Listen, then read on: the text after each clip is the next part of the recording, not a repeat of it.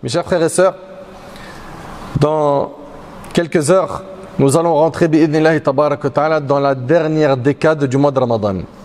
Dans les 10 derniers jours du mois de Ramadan. Ces 10 derniers jours-là sont très très importants. Ils sont à valoriser. Il va falloir redoubler d'efforts dans cette dernière décade. Pour ceux qui ont été constants avec un bon rythme depuis le début de Ramadan, là ce qui arrive, c'est plus important que le début de Ramadan. Et pour ceux qui ont été insouciants et qui n'ont pas assuré pendant les 20 premiers jours, ce qui arrive est trop important. Ça va vous permettre de gagner beaucoup de hasanat et de vous faire pardonner, bi'idhnillah, vos manquements. Mes chers frères, mes chères sœurs, notre prophète sallallahu alayhi wa sallam, c'est notre modèle. Et lorsque les 10 derniers jours de Ramadan entraient, il avait l'habitude, alayhi salatu wassalam, de faire plus d'efforts que dans les 20 premiers jours. Selon Aïcha radiyallahu anha, le messager d'Allah sallallahu alayhi wa sallam, quand entraient les 10 dernières nuits de Ramadan, il les veillait en prière. Réveiller sa famille, oui, c'est très important. Très important, mes frères, de ne pas laisser nos épouses et nos enfants dans l'insouciance, al-ghafla, dans les péchés.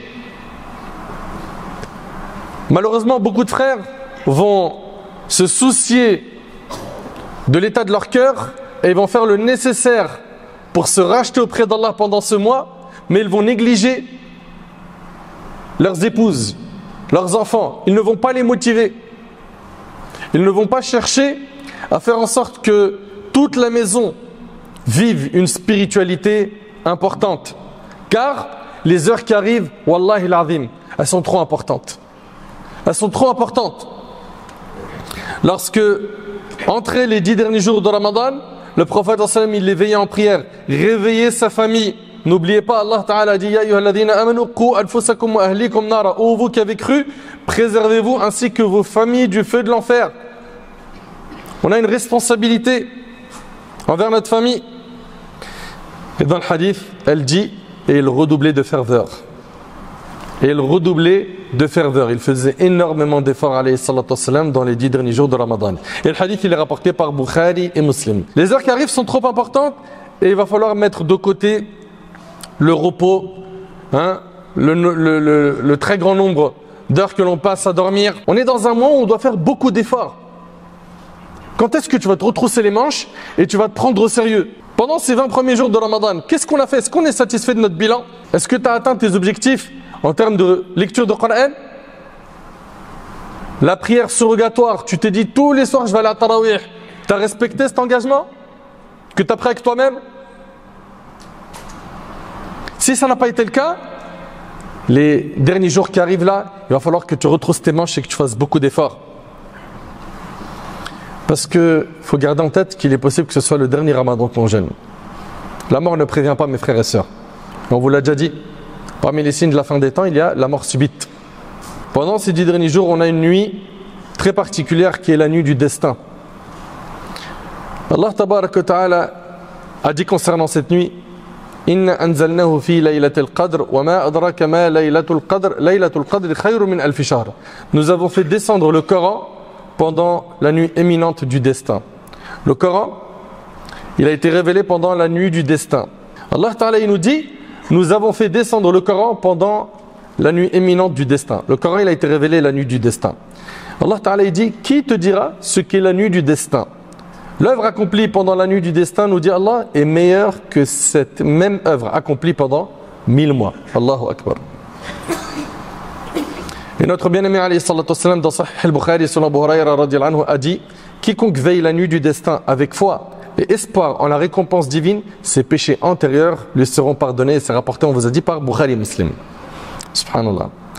Tu vas faire des efforts à prier la nuit du destin, Allah il te pardonne tes péchés passés. Et cette nuit-là, elle a des particularités. Premièrement, c'est que c'est dans cette nuit qu'Allah tabaraka wa ta'ala a révélé le Coran. En fait, le Coran est descendu intégralement lors de cette nuit au ciel le plus proche de la terre pendant le mois de Ramadan, puis révélé progressivement en fonction des événements au fil des mois et des jours pendant les 23 ans de révélation qu'a connu le prophète sallallahu alayhi wa sallam. Deuxième particularité de cette nuit qui est la nuit du destin, c'est qu'elle est meilleure que 1000 mois. Allah Ta'ala dit Laylatul Qadri khayrun min alfi shahr. Subhanallah. Plus de 80 ans d'adoration. Le prophète dans un hadith, il a dit ma communauté vivra entre 60 et 70 ans et peu d'entre eux dépasseront cet âge. Est-ce que tu réalises que là, si tu mets le paquet la nuit du destin, eh ben, tu as la récompense de l'adoration d'une vie, une vie entière. Plus de 80 ans d'adoration. C'est énorme. Parmi les particularités de la nuit du destin, c'est que c'est une nuit bénie. Allah Ta'ala dit Inna anzalnahu fi laylatin mubaraka. Nous l'avons fait descendre en une nuit bénie. Parmi les particularités de la nuit du destin, c'est que pendant cette nuit, les anges descendent du ciel vers la terre par ordre d'Allah Tabaraka wa Ta'ala. Tanazzalu al-malaikatu war-ruhu fiha bi-idhni rabbihim min kulli amr. Durant cette nuit, nous dit Allah, les anges et l'esprit c'est l'ange Gabriel, ne cessent de descendre du ciel vers la terre sur ordre de leur Seigneur, porteur de tout ce qu'Allah a décrété pour l'année à venir. Cette nuit-là est tellement importante, la nuit du destin, qu'Allah Tabaraka wa Ta'ala a révélé une sourate, subhanallah, une sourate complète pour parler de la nuit du destin. Vous connaissez tous sourate Al-Qadr. Mes chers frères, mes chères sœurs, cette nuit, la nuit du destin, on a dit qu'elle se trouve dans les 10 derniers jours. Mais quand exactement? Le prophète il a dit dans une parmi les nuits impaires de la dernière décade. C'est-à-dire que ça peut être soit le 21 du mois de Ramadan, ça peut être le 23, ça peut être le 25, ça peut être le 27. Et d'ailleurs souvent nos mosquées sont pleines le 27. C'est pas systématique que c'est le 27. Ça peut être également le 29 du mois de Ramadan. Aïcha radiallahu anha, la mère des croyants, radiallahu anha, relate que le prophète a dit cherchez la nuit du destin dans les nuits impaires des 10 dernières nuits. Vous entendez? Cherchez la nuit du destin dans les nuits impaires des 10 dernières nuits, c'est rapporté par Bukhari et Muslim. Et Ibn Hajar rahimahullah a dit la vie le plus fort est que la nuit du destin change de jour chaque année, mais reste dans les nuits impaires des 10 derniers jours. C'est-à-dire soit le 21, soit le 23, soit le 25, soit le 27, soit le 29. Cette année, ça peut être par exemple le 21. L'année prochaine, ça peut être le 25. Wa hakada, comme vous avez pu comprendre. Ibn Abd al-Barr rahimahullah est de cette opinion. Ikhtar ibn Abd al-Barr annaha tantaqil fi kulli witrin min al-ashr al-awakhir. C'est dans Tamhid. Il est de la même opinion qu'Ibn Hajar qu'elle change de date chaque année. Très bien. Et si Allah subhanahu wa ta'ala a caché la nuit du destin, qui vaut mieux que 1000 mois d'adoration, c'est pour qu'on fasse des efforts pendant justement les dernières nuits de Ramadan. C'est pour qu'on fasse des efforts pendant les dernières nuits de Ramadan. Tout comme il a caché l'heure d'exaucement du jour du vendredi. Pourquoi? Pour qu'on fasse des efforts à faire dua pendant la période où l'imam est sur le minbar jusqu'à la salat et aussi la dernière heure du asr.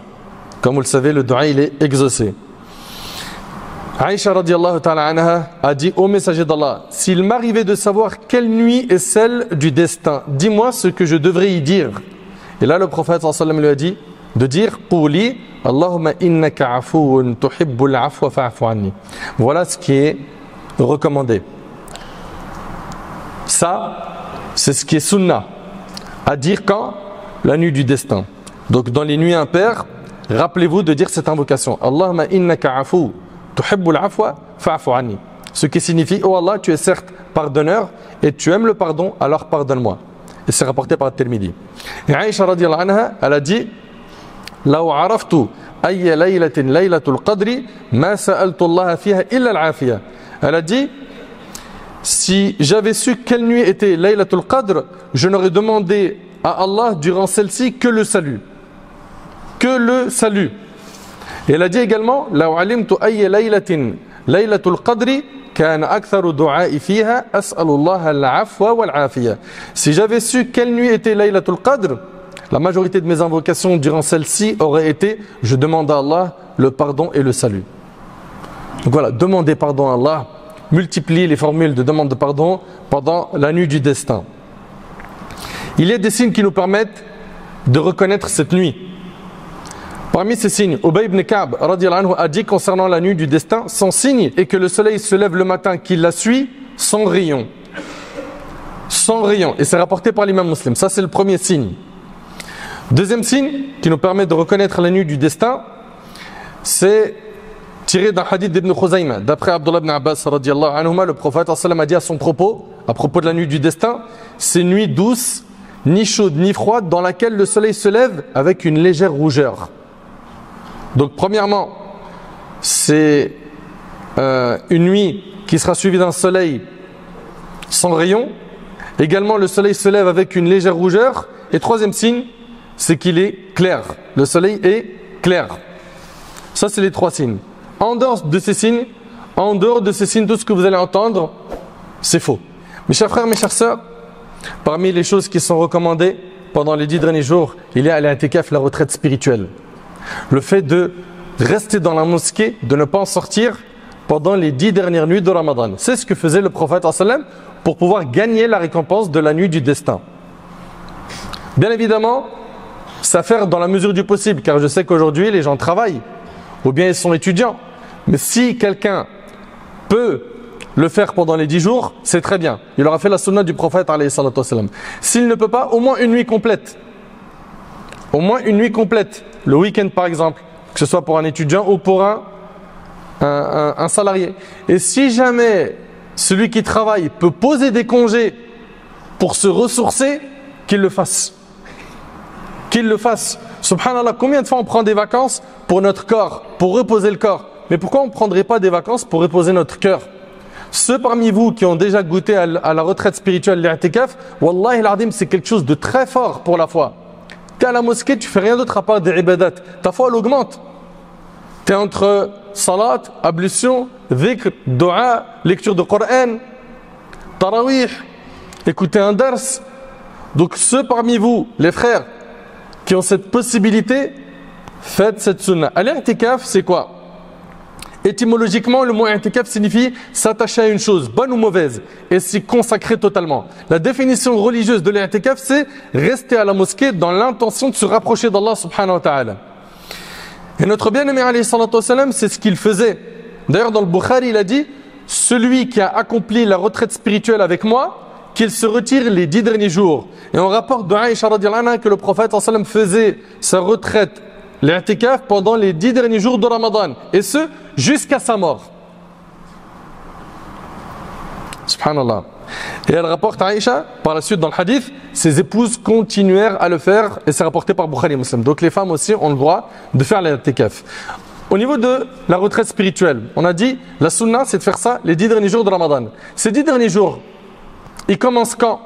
Ils commencent, donc c'est-à-dire la personne, si elle veut faire les 10 derniers jours dans la mosquée, faire l'i'tikaf comme le prophète sallam, elle devra rentrer dans la mosquée avant Salat al-Maghrib, le 20e jour de Ramadan.